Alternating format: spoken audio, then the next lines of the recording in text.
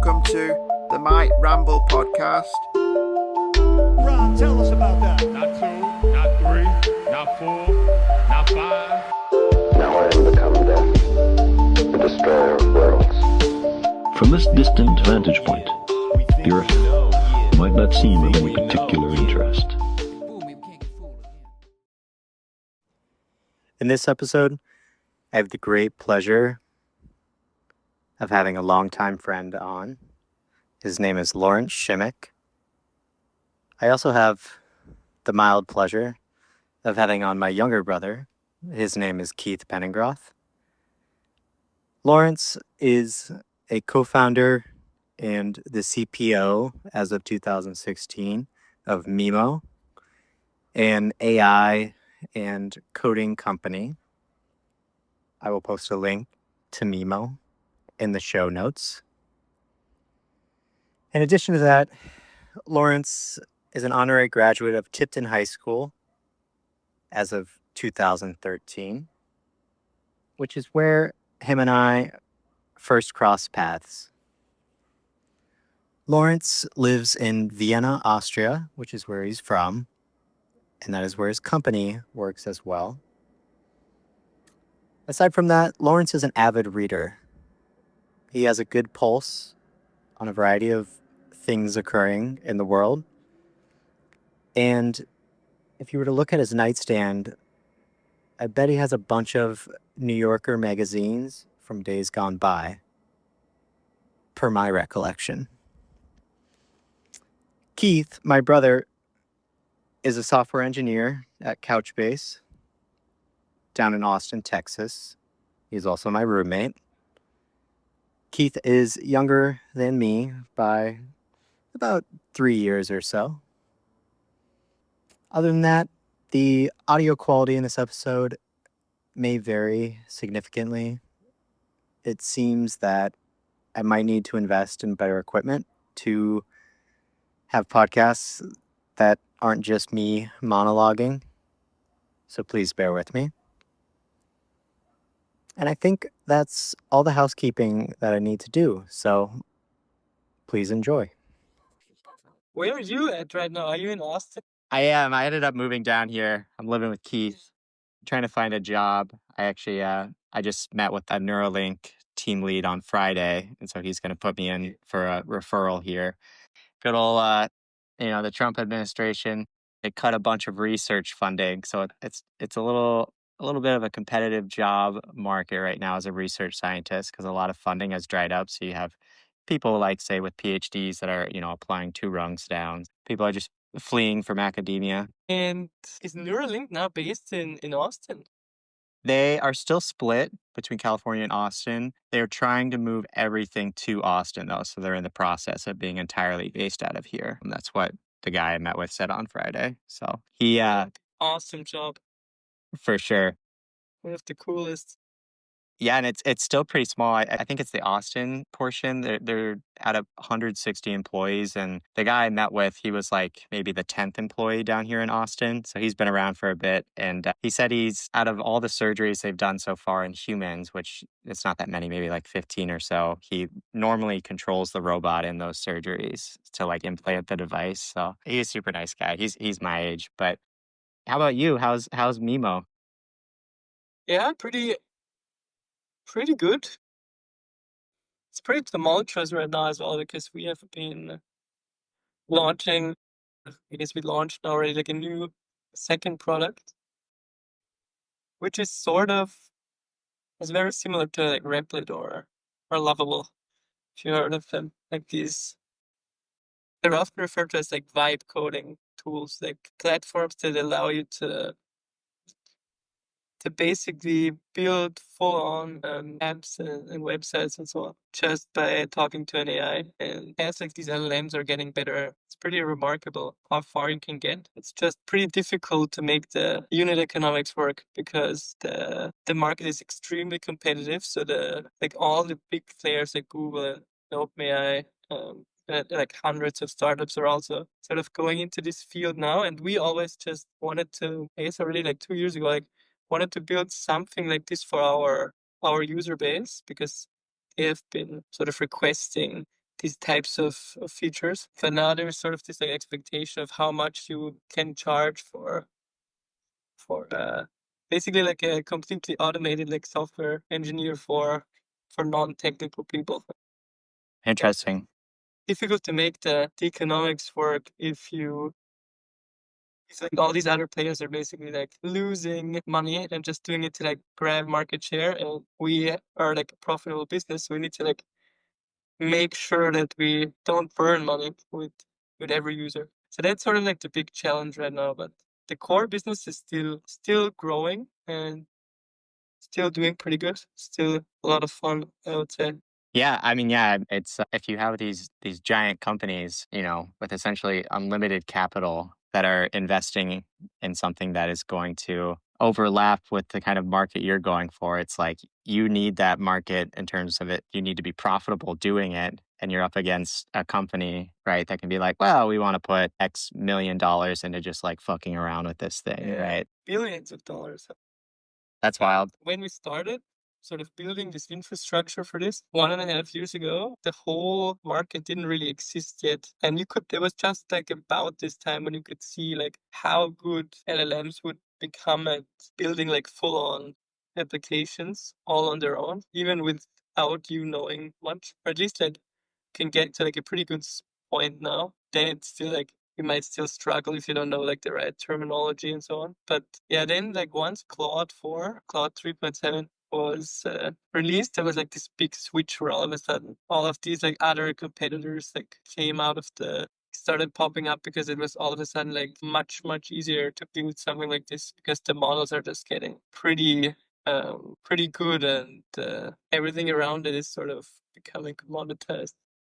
Essentially what you're saying, just make sure I understand this right. So you're saying the products that are getting on the market that can take, say, Mitchell Penningroth, who doesn't know how to code, and me being like, I want you to build this, right, to like an AI, that those are getting pretty good. Even though I don't know how to code, it can get a lot of the work done for me. These are using sort of like the same underlying LLMs, all of these tools. And then there's still like a lot that goes into like abstracting the other complexity that goes into like launching an actual like application, because like 90% of the value is in like the AI actually generating the code for you. And those are all basically like models that anyone can pay for, although at like pretty high prices. You need like the frontier models. That's why it's like so competitive, because the barrier of entry just got pretty slim to build like a competitive product. But yeah, how are things in Austin? Are you like living now with Keith, like in the same apartment? Yep. Yeah, we're living together. My setup here is not the most permanent arrangement, but yeah, I was out of the East Coast, and I decided to just take my master's from Brown. Yeah. I've had enough of academia, at least for the time being, and so I came down to Austin, and Austin's great. Definitely of all the places I've lived not that I've lived outside of the U.S. Of all the places I've lived, Austin is my favorite. It always takes a while wherever you go to kind of get life set up the way you wish, just for it to kind of like grow and blossom. But Austin's really interesting in that it's both hick, like people will carry guns around here, for example. That would not be an uncommon occurrence.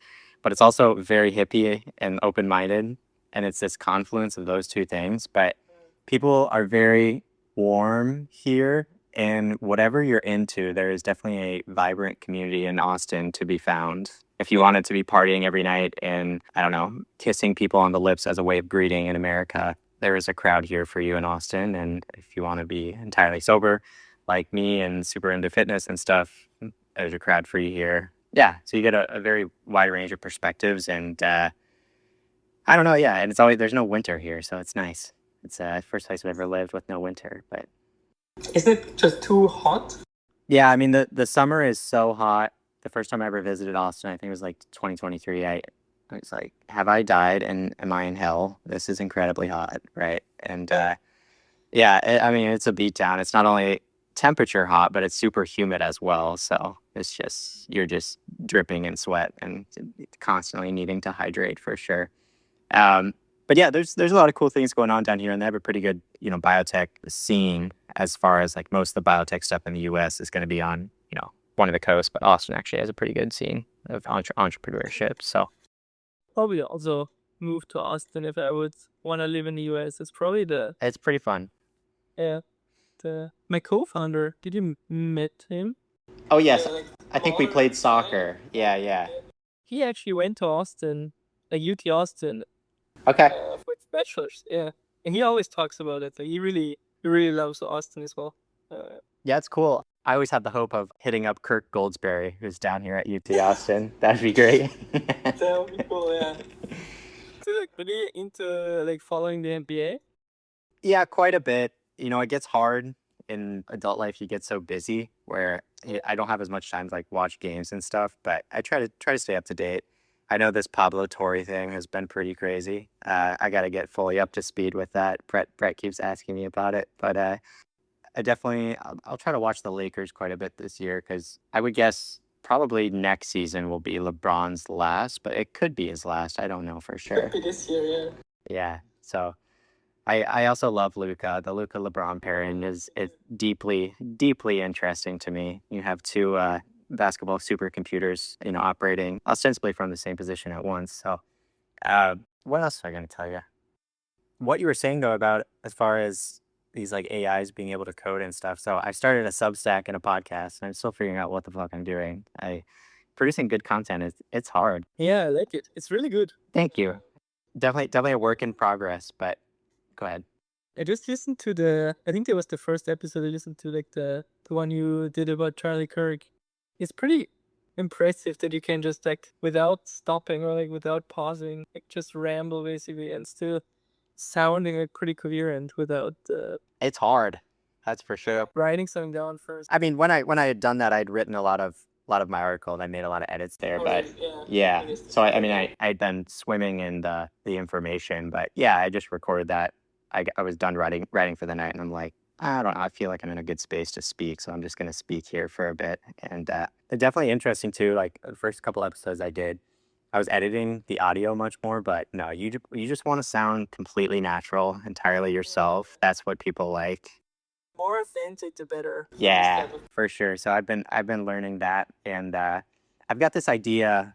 What I want to do and work towards is. It's awesome if you can get a bunch of information in one place, and it's really awesome if you can get it organized in a way that's like visually appealing, but also really ease of access to, okay, we're talking about this thing. What if I want more information? And so have you ever seen like the Ringer NBA draft guides? Yeah. Where they're very well laid out and you can like click on the prospect and it will drop down. But doing that for say even like what happened with Charlie Kirk or like the Jeffrey Epstein story or just, you know, whatever you're writing about, doing it in that format, I think would be super cool. So that's going to be something I'm try to learn how to do. But have you ever seen, I have a bunch of examples of like these types of sites on Twitter. Let me send you a couple links of, I think I even saw someone like build a framework for building these types of sites where whenever you click on like a link, you get more information about this. Because someone built, like, I think it's pretty similar to what you're talking about David Deutsch.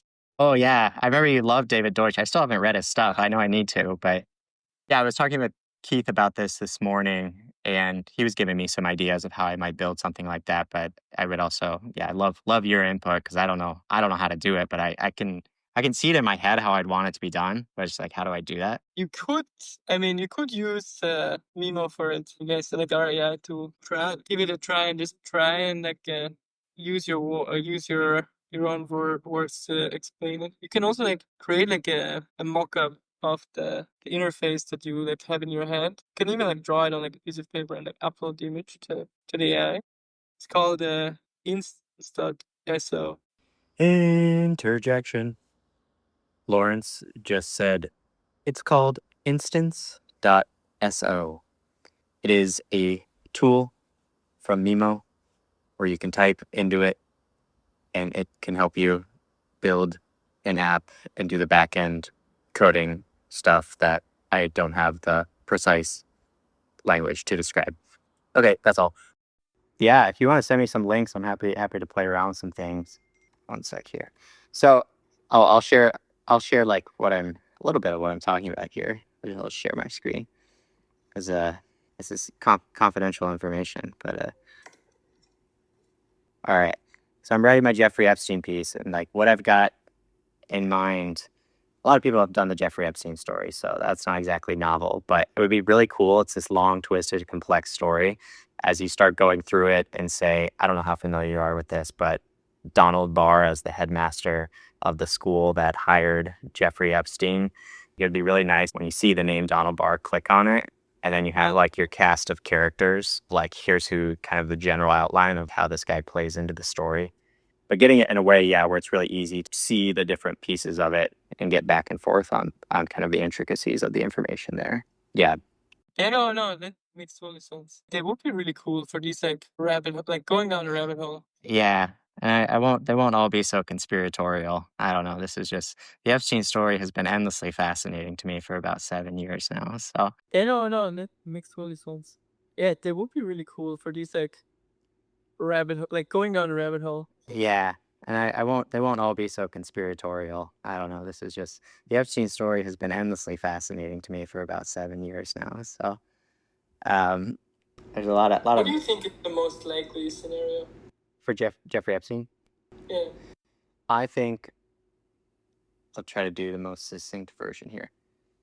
I think that he had a problem, obviously, with his attraction to teenage women, and somehow he got tied in with some very powerful people, and somewhere along the way, the intelligence agencies of probably the US, I don't know if anyone else, but they were aware that this guy is with very powerful people. He's got this thing going on.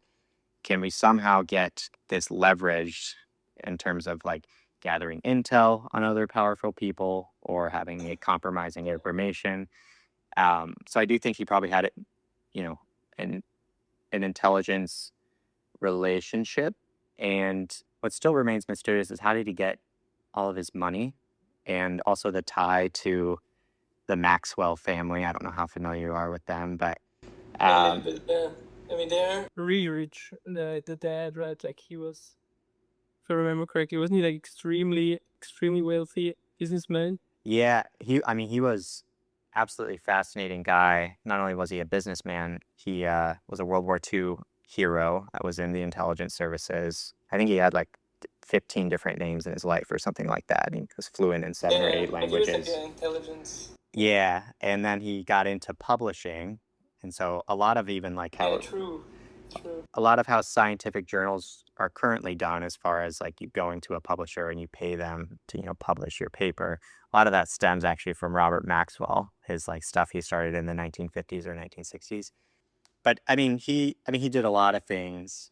He was essentially like a rival of Rupert Murdoch in terms of success with publishing and like newspapers and stuff like that. And he most definitely had Israeli intelligence ties. He was buried in like the most sacred place in Israel, even though, he was like a British politician. He also was a politician. That's another thing. So I don't know, the Epstein connection there. Ghislaine says that Epstein never met her dad. Other people are like, no, Epstein met the dad even way before Ghislaine, and they were like, trafficking arms around the world. I don't know. I haven't sorted all this out, but.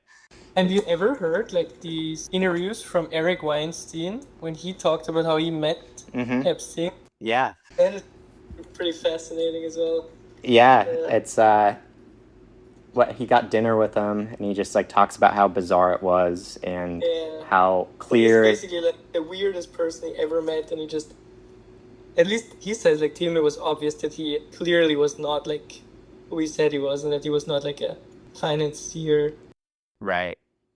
That there's no way he like made all this money in this way, like, but that he's apparently was like really into physics as well, right? Much more into like natural sciences. There's a lot of things to pull apart. So I have been deep diving this. So Epstein graduated high school at 16. He had skipped 2 grades. He was known to be very, very talented at math and piano. And then he went to college for a few years and was studying like math and physics. He never ended up getting a degree, and then I think he had those interests. And then when he initially got convicted in like 2007 or 2008 for sex trafficking or whatever down in Florida. You know, there was a big fallout in his life as a result. And then as he wanted to kind of like get back on the scene and reconnected or form new connections with influential, powerful people, he kind of rebranded himself as a, you know, talking to scientists. And if I like what you have to say and you connect with me, I'll contribute money, say, to the research you're doing. So I know he got pretty far in with, I don't know if it was like some MIT or Harvard researchers when he kind of was rebranding like that. And those would be interesting people to talk to, that's for sure. But that's my most likely take. I think he had intelligence ties. I think it's more likely than not that he was killed. I don't know for sure, but when you just weigh up all of the things, like the cameras were out. Unlikely that he wasn't killed, no? The cameras were out. The security guards were sleeping. He had a fracture that is not unheard of, but very atypical for that type of suicide. Much more typical in a homicide type of thing. I don't know, you just start weighing all these things, it gets pretty odd. What do you think? Yeah, basically that he was like a honeypot for some type of intelligence service. And it's similar to what you said, that they used him to like collect as much information or like dirt on like powerful people as possible, I guess. And that he himself had like this, there was not necessarily like planned from like the intelligence agencies that he would end up being this like pedophile. I guess that made it a lot more difficult. Yeah. Are you familiar? Do you know Alex Acosta? Yeah, I've heard the name. Okay. So briefly, he was the Florida Attorney General or South Florida. Yeah, and he was supposed to prosecute Epstein. And 10 years after that, you know, in 2018 or 2019, Trump appointed him as some type of, I don't know what it was, labor secretary or something in the first Trump administration. And there's a vetting process or like an approval process. I forget what the term is. So when he was being vetted by Congress or whatever before they would approve it, we brought up, you know, why did you give Epstein this deal in 2007 that was so lenient? And he said that something along the lines of like he was going to prosecute it, but then people higher up than him said that Epstein belongs to intelligence, leave it alone. That's always the most damning thing to me. I'm like, why would this guy make that up? Yeah, it's also like the most obvious sort of outcome, I think. Yeah, and it's also the most logic explanation. And as a young attorney too, it's like if you that is a jackpot of a case, a billionaire committing sex crimes, right? And like if you nail that case, that can make your career, right? And so it's you know, why wouldn't he? Hello, Keith. Nice to see you. Long time. I'm building own something stuff. personal. What are you building? What are you building? It's called Cortexa. So Mitchell put me in contact with this doctor that's a friend of his. And essentially, a lot of these smaller clinics in America are starting to pop up. This is per his statements, but they're starting to pop up because the doctors are sick and tired of being overscheduled, not feeling like they're providing good care to their patients. And everybody has these wearables. Everybody has, you know, the ability to track their sleep, their calories, workouts, etc. But there's not a good way to utilize this in a clinical setting. So outside of the clinic, the doctors can actually understand what's going on with their patients. So his idea was, why not have a central platform for this in a clinical setting where I can view my patients, I can notify them, I can see how they're sleeping, how they're eating, exercising. And the main issue is that these platforms are isolated, right? So you have to go to Strava, you have to go to, you know, your Whoop app, you got to go to your Snap Calorie, whatever you're utilizing, and you want to have them in a central platform so that you can have a quick snapshot of where you're at with regards to all those things. So that's essentially what it is. And a lot of the platforms have either webhooks or open APIs. You just have to have like a legit application with a privacy policy and that type of thing. So yeah. Yeah, no, definitely sounds like something that should exist or that makes a lot of sense, especially once I think healthcare is also going to become much more AI based. where you guys start like chatting with the LLM about your like to diagnosis basically. And then it's really important to like get enough context, right? Like, or those actually can work extremely well with like these huge amounts of data. Which is pretty difficult, I guess, if you're like a physician to go look through like your last 3 years of like Strava heart rate activity or something. How are you building it? Not to build it, but basically for UI concepts. That's another competitor, Mitchell, for instance. Oh, wow. Yeah, I figured. But I'm open to using your tool. I really just like the AI tool for the Yeah. UI generation. I would never build my app with it and deploy it. That you're going to be pigeonholed, you're going to be boxed in. But then I just take those concepts and then I just put it into my React app.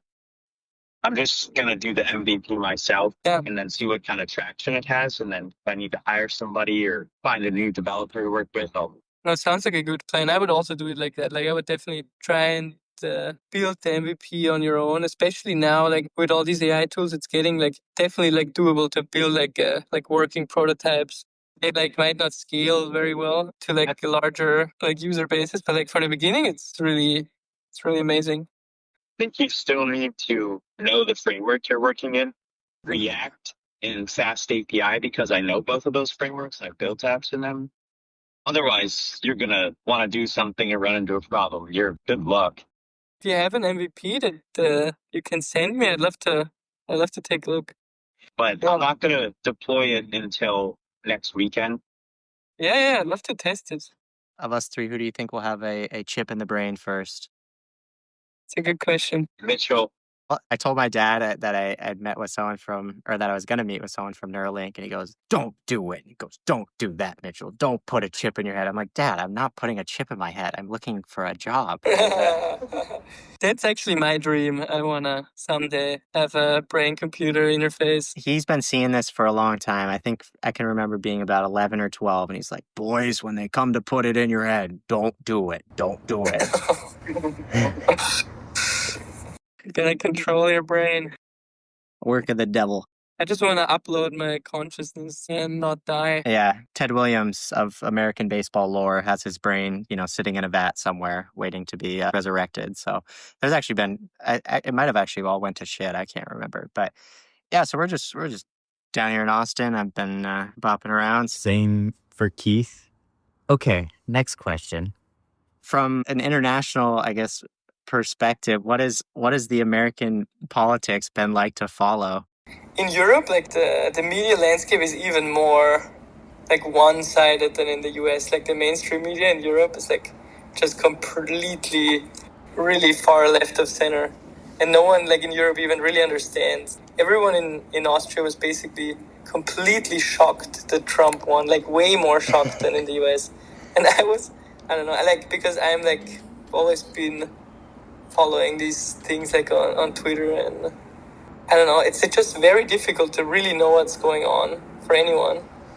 I mean, even in the US, I think it's just like a fact in general that it's basically for most of these like critical issues, it's almost impossible to really get good information where you can be sure one way or the other that like who is lying or who is telling the truth.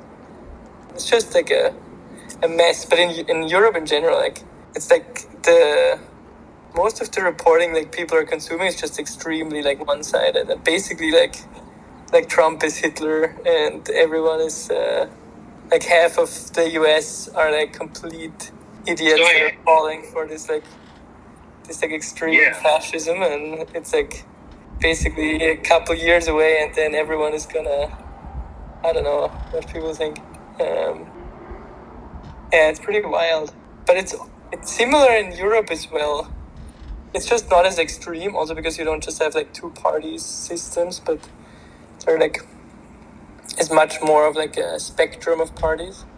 But there's also like a big split now in Europe along these like same lines of like the more educated population and like the people that are like not living in cities, they're like voting more on the right.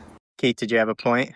Yeah, so I actually think this type of behavior polarization of the media, of the way people fall in line with certain beliefs, is happening everywhere in the world. I mean, that's probably not news to you guys. It's happening everywhere. Like, I'm helping clients in Latin America, and then I have a professor. I'm learning Spanish. So I talked to people recently in Argentina, talked to people in Brazil, people in Mexico, people in Canada. We have customers there. All these countries have this issue, this polarization of, right, one side or the other side, or however many sides there are. And for a while, I thought, yeah, it's just America. It's really bad here. And I was like, holy shit, this is happening everywhere. What do you think about this theory that, or I often think that it has probably been even worse in the past. The state owned like propaganda basically, or like most of the media that people were consuming. It's just that now with the internet, there is like this other side of like people are actually like now for the first time starting to get more diverse sources of information, or you're able to now get access to different sides, and that is what's enabling this polarization for the first time. Because before, if everything you read, if basically like all media companies are just more or less controlled by the state, or like at least like the information is like very close to like the sources of power. I see what you're saying. I don't know that the magnitude of spin on one side or the other is worse now than in other times in the past. But yeah, and I guess I would agree. In the past, without the internet, the ability for someone or some faction to come into power, gain control of the media, and just spit out propaganda without, pushback from a differing side. That ability might have been greater in the past. And at the same time, though, the ability to spit out a spin on something, the reach it can have now, I think, is a very different effect, and how quickly it's it can very dangerous propagate. as well. I agree with this sort of, but it's sort of like a double-edged sword. It's also pretty powerful in combating like censorship and like the control of the few, sort of like this power to like go viral through like these algorithmic social media feeds. It's also definitely like being used as well to just like manipulate people and like spread falsehoods. And it is, I think it's difficult to say if it's actually like overall, if it's like worse or better now than like, let's say 40 years ago. I guess time will tell. Was the internet a mistake? That would be very surprising to me. I think it's interesting too. Keith and I were just talking about this morning. Most people are not aware if they're even propagating misinformation. Like it's so easy to see a clip and be like, "Oh my God, this person did this," and just send it forward, right? And it's so much work if it has been misconstrued or clipped in a way that's highly unfair or inaccurate. Exactly. It's so much work to actually determine that, right? And be able to lay out like, here's what has happened with this piece of information. That was my point. Yeah, I think it's extremely difficult nowadays to really understand what's going on, even with like smaller, like everyday situations, because it's so much work. To, like, we would basically have to so much like spin and so much like people just sharing things that are like slightly misleading, that it's like a full day job basically of just going down around determining for yourself like what is right and what is wrong. It's basically impossible. Yeah, it's a mess. And I think so many of the issues are solved if you just, I don't know, it's this line of you want to be informed, but also if I just walk around in my everyday life down here in Austin, Texas, most people are just stumbling along. Everything is fine, right? Yeah, I also think it's more healthy to just like take a step back and not try to like follow all these. Don't follow the news like that closely. It's like what I started doing, just not really caring about like day-to-day skirmishes. Yeah. I don't know the neuroscience or whatever it goes on in the brain as you try to pick apart whether something is accurate information, but whatever goes on, it is not healthy. That's for sure. Yeah. This is what I told Mitchell. It drove him nuts about a week ago. I said, you need to stay off the internet and just live in the real world. Yeah. I would say that too. You need to get on the bike, Mitchell. Just go ride with Keith. I have 2 bikes. I went a little too far. It really was concerning. But that is where this episode will end. I hope you enjoyed, and we'll be back again soon. Peace and love.